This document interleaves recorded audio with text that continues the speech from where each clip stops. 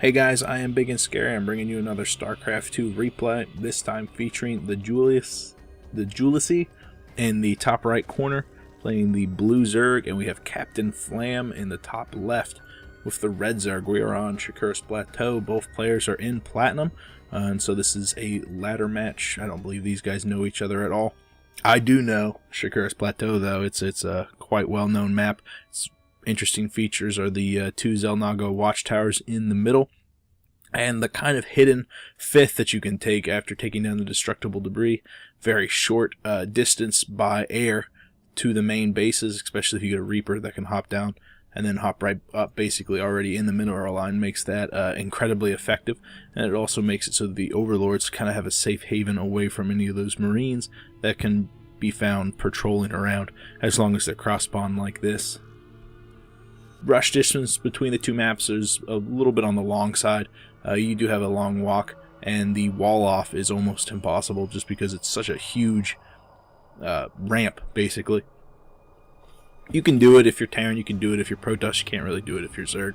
I've seen some Evo chambers, but the path that you can get is basically get a hatchery, Evo chamber, spine crawler, and all that does is make it so you have to funnel around down on the south side, which is great if you've got roaches. So there's that. The CapitainFlam is grabbing his spawning pool and the extractor already, getting that early gas out, which is just so important. You get that speed, especially with the rush distance between the two bases. Sending out that drone, not going to be used for taking a hatchery, more for scouting. It looks like TheJuilesy, with his Overlord now scouting the earlier pool, decides to pull back his drone from taking an expansion himself and throw down a spawning pool just to be prepared for that early aggression. It's that sort of reaction that's necessary when you're playing the Zerg. It's really important to be able to adapt your build order to what your opponent's doing. In ZVZ, it's a much tighter matchup, meaning that the mistakes that you can make have massive consequences to them, more so than any other matchup, I think. But the timing is it's pretty tight, and if you've played Zerg for a little while, then you know what timing to expect. We can see the TheJuilesy is floating quite a lot of resources, 600 at this moment. He throws a bunch into some Zerglings and a Queen, but he's still floating well over the 300 mark, and he's just not feeling confident enough to get another hatchery to throw down an expansion. So he's going to be floating a lot of money. CapitainFlam's beginning to get up there too. Both of them are going to start harvesting gas and get that metabolic boost out. We can see that CapitainFlam, having grabbed the spawning pool first, already has his underway, but both players have caught up with each other, grabbing that hatchery first things first.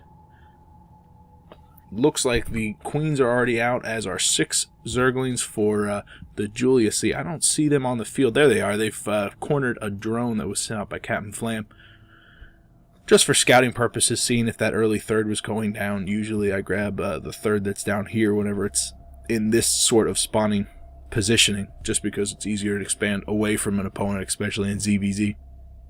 Speed finishing up for CapitainFlam, just now getting started for TheJuilesy, so he's going to have a little bit of an advantage when it comes to aggression. He is pulling out quite a bit more Zerglings, and it looks like TheJuilesy is just now getting his Baneling nest down. Doesn't have that other gas, which is going to be necessary as he begins to pump out that gas-heavy unit mixture. But if CapitainFlam decides to press his advantage before that Baneling nest goes up, and he has a little bit of time, this swell of Zerglings should be enough to secure that front door.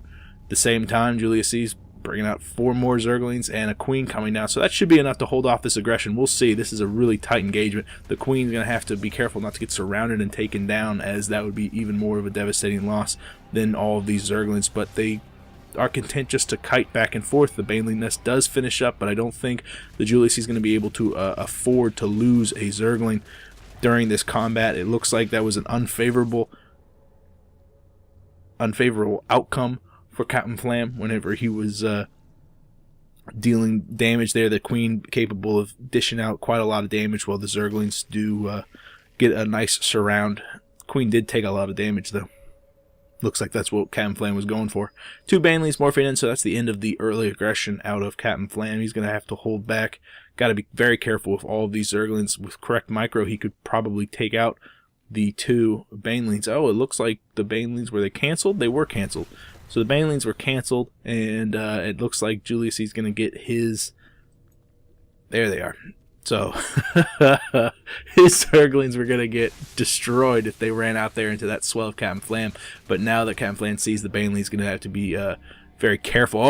Oh man, if that Baneling had gone off when it needed to, it would have been a significantly larger hit. 5 Banelings, 4 Banelings on the way for both players. These guys, if they get in there to that drone line, even with its pseudo-saturation, it could be a massive hit. A single scouting Zergling going up to the front door, seeing what's happening. Queens getting positioned on the ramp to prevent the run-by the Banelings, which is a great play. There is no Evo chamber there to make it so that they have to take a bit more of a circuitous pathway. But still, some big hits from the Banelings, not doing too much damage to the Zerglings. Oh, massive explosion in the center. Definitely think that JuilesY came out on top of that. You can see the resources lost slightly favoring him. But more importantly, he's held his front door, held back that aggression. And JuilesY's saturation is significantly less. No, CapitainFlam's saturation is significantly less than JuilesY's. And also sitting out that 1 probe to secure a 3rd because he held off that aggression. Really wants to get that 3rd base up. Has to be very careful. CapitainFlam moving in with a large swell of Banelings is going to have to be... JuilesY's got to pull back his Zerglings. Oh my goodness. Drones doing the right thing, running away, and oh, those Zerglings go to their death running in, but that's taking care of all the Banelings with almost no Harvester death. You can see the Harvester count is currently in CapitainFlam's favor, but the level of hatcheries is currently in JuilesY's favor. He's got another one on the way as a macro hatch in the main. Yeah, the income is currently in CapitainFlam's favor, but that's because JuilesY had to pull all of his drones. Once he gets that saturation back, we're going to see a large swell. It looks like CapitainFlam is moving back into a more defensive posture, has 2 spines on the way out. But JuilesY, with his Zerglings already on the field with a bit of an advantage, he's going to be able to come in and knock down this front door if he pushes right away.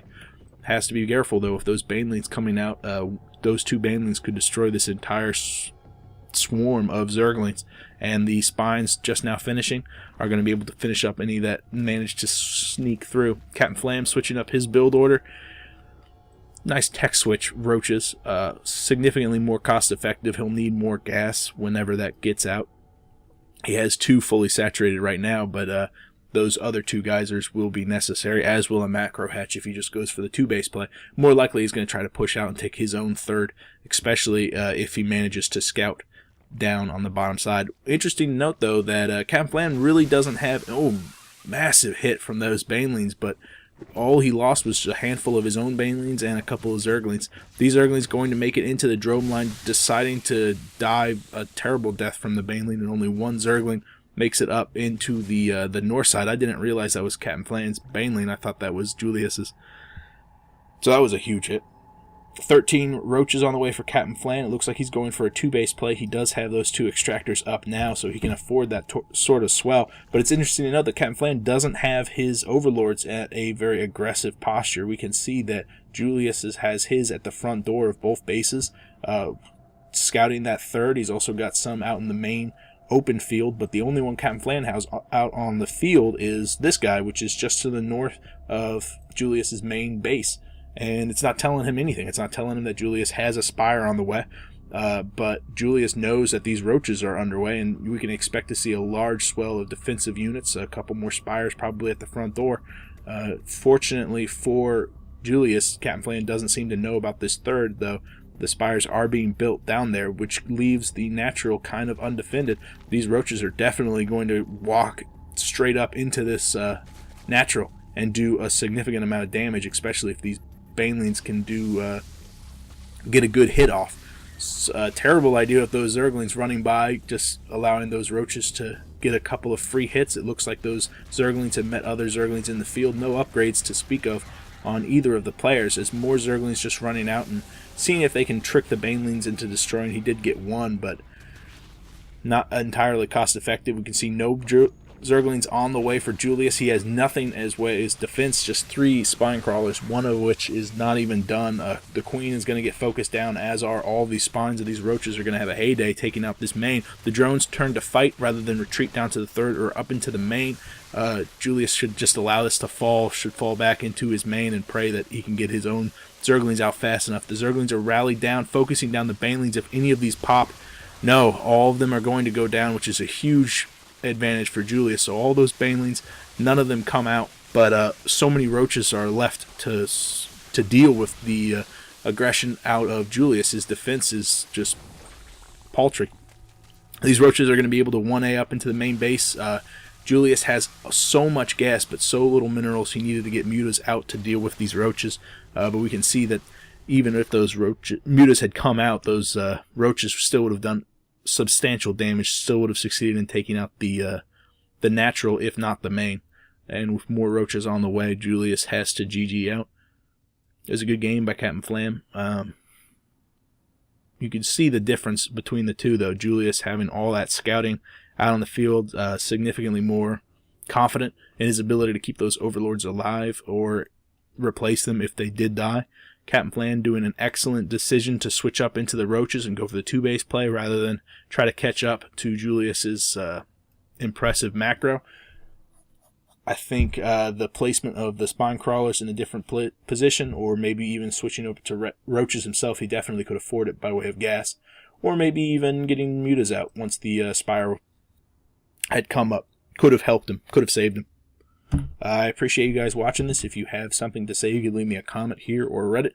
If you want me to cast a game for you, that'd be great. You could PM me. One way or another, I will see you guys later. I am Ibigandscary. Bye.